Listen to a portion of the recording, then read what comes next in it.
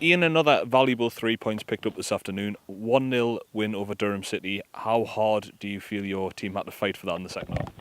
Especially the second half, so credit to Durham. I think they might have gotten a little bit of a rocket at half time after their first half performance, and they've came out second half and took the game down the hill. We couldn't really get into the game, and that's credit to them. They stopped us playing a little bit second half, but at the end of the day it wasn't pretty, but we've won 1-0 and we're delighted with 3 points. The breakthrough come midway through the first half. Liam Hudson, how pleased was it for you to see Liam get on the score sheet? We're delighted when anybody gets on the score sheet, to be fair, but Liam's been in and out a little bit since he came to the club. I think that might be his first goal in the league since he came to the club, so delighted that he got the goal. First half, I thought we were the better team again down the slope. I thought we passed the ball relatively well in the first half. Just needed to be a little bit more ruthless in the final third. We got into some good positions, but didn't work the goalkeeper enough, if I'm honest. You mentioned a stop-start second half.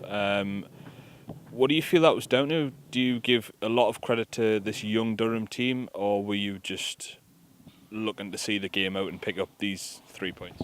No, the game plan certainly wasn't to sit back and win the game 1-0, so I think you've got to give some credit to Durham that they came out full of endeavour and enthusiasm and really took the game to us.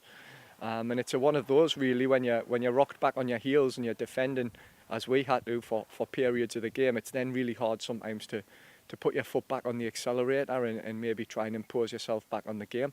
But the pleasing thing again is we've bounced back from a draw with 3 points, which we did last week. And our work rate was second to none really, and that's what's seen us through in the end.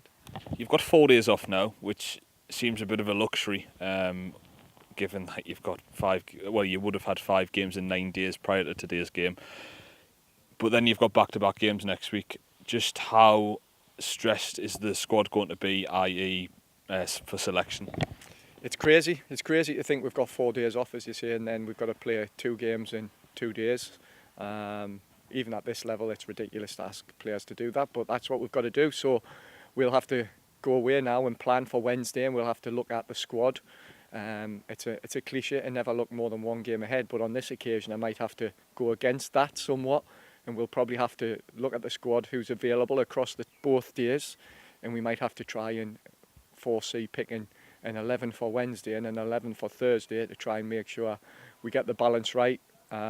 We get the 3 points, which is our aim in both games, and that we make sure we apply ourselves correctly. It is the last home game on Wednesday. Are you hoping for a good turnout to send the lads off, given there's 4 games left?